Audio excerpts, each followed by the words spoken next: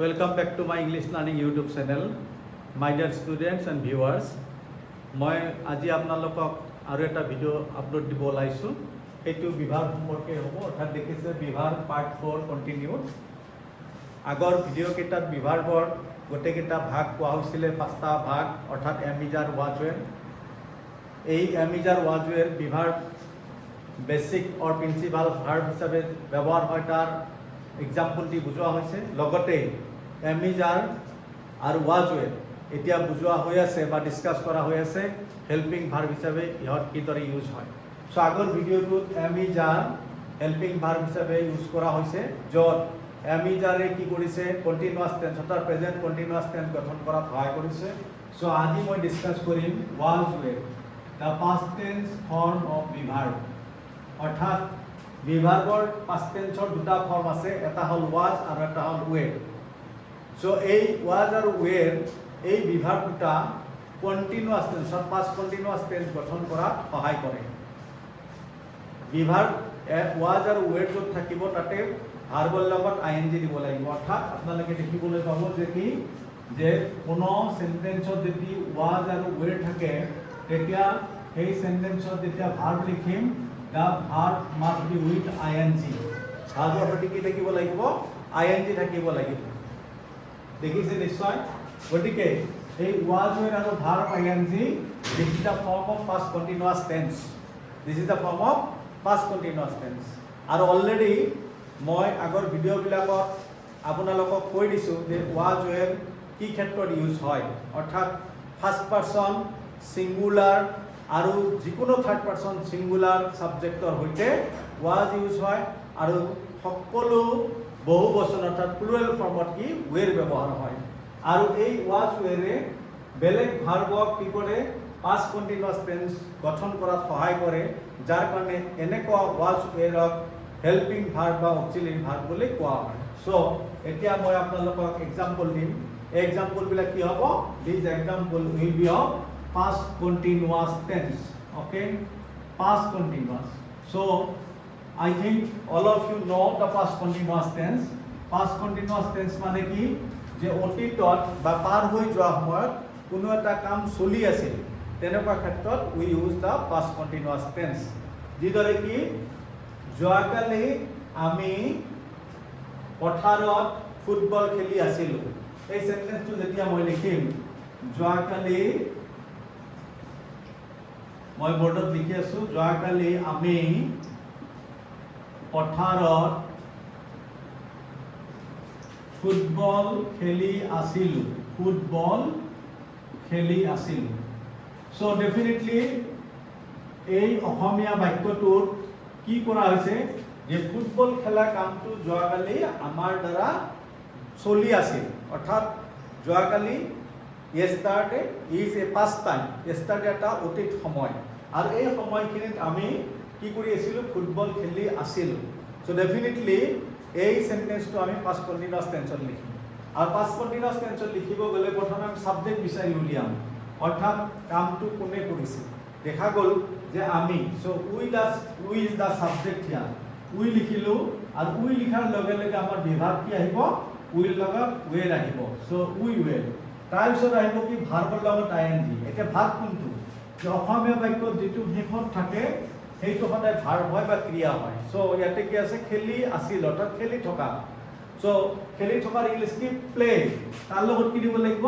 ING. মনত থাকিব যে এমিজাৰ ৱাজৱেৰ লিখাৰ পিছত যিটো ভাৰ্ব ব্যৱহাৰ কৰোঁ সেই ভাৰ্বটো সদায় আইএনজি যুক্ত হ'বই। আৰু এই আইএনজি যুক্ত ভাৰ্বটোক আপোনালোকে জানে যে আমাৰ ভাৰ্বৰ 3টা ফৰ্ম আছে। এটা হ'ল প্ৰেজেণ্ট টেন্স, এটা হ'ল পাষ্ট টেন্স, এটা হ'ল পাষ্ট পাৰ্টিচিপল। কিন্তু আপোনালোকে নিশ্চয় জানি ভাল পাব যে প্ৰেজেণ্ট পাৰ্টিচিপল বোলা এটা ভাৰ্বৰ ফৰ্ম আছে, আৰু এইটো কিন্তু বহুত ষ্টুডেণ্টে নাজানে। What form of present verb, what form of verb is called present participle. অৰ্থাৎ ভাৰ্বৰ কোনটো ফৰ্মক প্ৰেজেণ্ট পাৰ্টিচিপল বুলি কোৱা হয়। গতিকে মই কৈ দিলোঁ যে ভাৰ্বৰ লগত যেতিয়া আইএনজি দিয়া হয় তেতিয়া সেইটো ভাৰ্বৰ প্ৰেজেণ্ট পাৰ্টিচিপল হয়। ভাৰ্বৰ যেতিয়া থাৰ্ড ফৰ্ম সেইটো পাষ্ট পাৰ্টিচিপল হয়, যেনেকৈ ডু, ডিড, ডান। ইয়াৰে ডানটো হ'ল পাষ্ট পাৰ্টিচিপল, কিন্তু do, did, done, doing will be the present participle. So' here playing is also present participle গতিকে এম ইজ আৰু ৱাজৰ পিছত ভাৰ্বৰ আইএনজি ফৰ্ম মানে ভাৰ্বৰ প্ৰেজেন্ট পাৰ্টিচিপল ফৰ্ম ইউজ হয় সো উই ওয়ার প্লেইং আমি খেলি আছিলো কি খেলি আছিলো ফুটবল ফুটবল লিখিলো ওকে কোট খেলি আছিলো পথাৰত ইন দা ফিল্ড কেতিয়া যোৱাকালি ষ্টাৰ্টেড সো দেখিলো যে ইয়াতে এই ওয়েৰ শব্দতে ওয়েৰ বিভাগটোৱে যোৱাকালি আমাৰ খেলি থকা কামটো মানে প্ৰকাশ কৰিবলৈ অৰ্থাৎ প্লে ভাৰ্বক সহায় কৰিলে okay that is why this way is called an auxiliary or helping verb here ঠিক তেনেকৈ মই কি লিখিব পাৰো মই তেতিয়া বাগিচাত পানী দি আছিলো সো ইয়াতে এটা ভাল কথা আপোনালোকে জানিব পাব মোৰ মৰমৰ ছাত্ৰ ছাত্ৰীসকল যে আমি পানী দিয়া শব্দটো আজি পানী মানে আমি জানো ওয়াটার কিন্তু পানী মানে water this is a noun কিন্তু ইয়াক কেতিয়াবা আমি ভার্ব হিচাপে ব্যৱহাৰ কৰিব পাৰোঁ আৰু এতিয়া এই সেন্টেন্সটো এই ওয়াটাৰ শব্দটোক আমি ভাৰ্ব হিচাপে ইউজ কৰিম অৰ্থাৎ আমি সাবজেক্ট লিখিম তাৰপিছত বিভাগ আইৰ লগত কি হ'ব ওয়াজ হ'ব যেহেতু আছিলো গতিকে আছিলো মানে কি চলি আছিল it is an action of past tense or past time and that was going on in past time আর তেতিয়া চলি আছিল that is why it will be in past continuous so এই সেন্টেন্সটো কি লিখিম I was তাৰপিছত পানী দি আছিলো এইটো হ'ব ভাৰ্ব গতিকে পানীৰ ইংলিছ কি ওয়াটাৰ কিন্তু ওয়াটাৰটো এতে কি হ'ব ভাৰ্ব হ'ব ভাৰ্ব হোৱাৰ লগে লগে ইয়াৰ লগত কি দিলো আইএনজি দিলো সো ওয়াটাৰ শব্দটো আমি ভাৰ্ব হিচাপে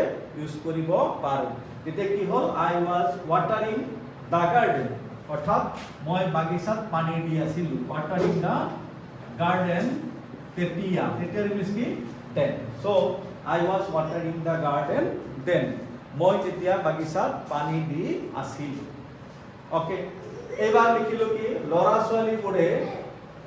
ছোৱালীবোৰে তেতিয়া বাগিচাত লুকা ভাকু খেলি আছিল সো লৰা ছোৱালীবিলাকে লুকা ভাকু খেলি থাকে সো এই সেন্টেন্সটো যেতিয়া লিখিম আমি that this should also be in past continuous okay so লৰা ছোৱালীবোৰে তেতিয়া বাগিচাত লুকা ভাকু okay লুকা ভাকু খেলি আছিল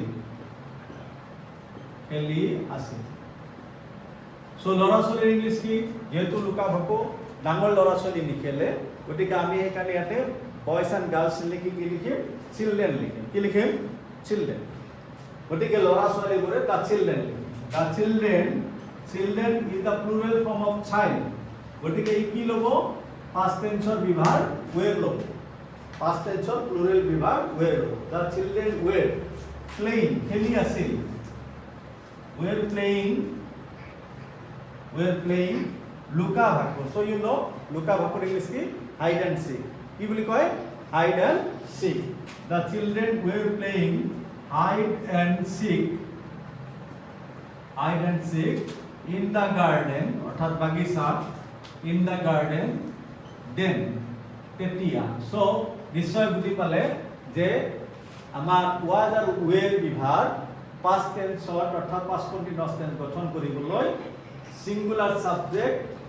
সিঙ্গুলাৰ সাবজেক্ট লগতে ফাৰ্স্ট পাৰসন আই হইতে সদায় ওয়াজ ব্যৱহাৰ হয় আৰু প্লুৰেল সাবজেক্টৰ সৈতে সদায় ওয়েৰ ব্যৱহাৰ হয় আৰু এই ওয়াজ আৰু ওয়েৰৰ পিছত আমি সদায় ভাৰ্বৰ যি ফৰ্ম ব্যৱহাৰ কৰোঁ সেইটো প্ৰেজেন্ট পাৰ্টিচিপল ফৰ্ম অৰ্থাৎ ভাৰ্বৰ আইএনজি ফৰ্ম ব্যৱহাৰ কৰোঁ গতিকে মোৰ মৰমৰ ছাত্ৰ ছাত্ৰীসকল মই কেইবাটাও এক্সাম্পল দি আপোনালোকক বুজাইছোঁ এনেকুৱা আপোনালোকে হাজাৰ হাজাৰ সেন্টেন্স লিখিব পাৰিব ক'ব পাৰিব অৰ্থাৎ পাস্ট টেন্সত যেতিয়া কোনো এটা কাম চলি আছিল পাস্ট টেন্সত অৰ্থাৎ অতীতত কোনোবা এটা সময়ত কোনো এটা কাম চলি আছিল তেনেকুৱা সকলো কাৰ্যই আপোনালোকে পাস্ট কন্টিনিউয়াছত ওয়াজ আৰু ওয়েৰ আৰু ভাৰ্বৰ লগত আইএনজি ব্যৱহাৰ কৰি লিখিব পাৰিব বা ক'ব পাৰিব যেনেকৈ মই তেতিয়া অধ্যক্ষৰ সৈতে ফোনত কথা পাতি আছিলোঁ so I was talking with the principal at that time over telephone.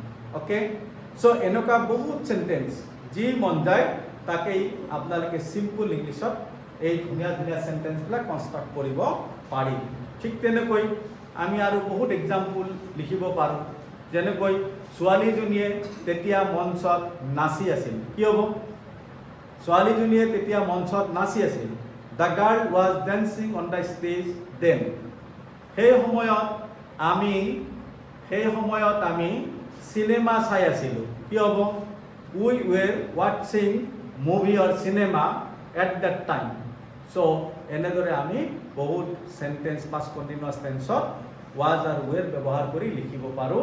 গতিকে এই যিটো বিভাগ পাৰ্ট 4 ইয়াতে আমি বুজি পালোঁ যে ৱাজ ৱেৰ হেল্পিং ভাৰ্ব হিচাপে অৰ্থাৎ মেইন ভাৰ্বক সহায় কৰি continuous tense past continuous tense গঠন কৰাত এই ৱাজ ৱেৰ ভাৰ্ব দুটাই সহায় কৰে আৰু ইহঁতক সেইকাৰণে এই এনেকুৱা ক্ষেত্ৰত হেল্পিং ভাৰ্ব বুলি আমি কওঁ। চ' আপোনালোকক ধন্যবাদ জনাই আজিৰ ভিডিঅ'টো এইখিনিতে সমাপ্ত কৰিছোঁ।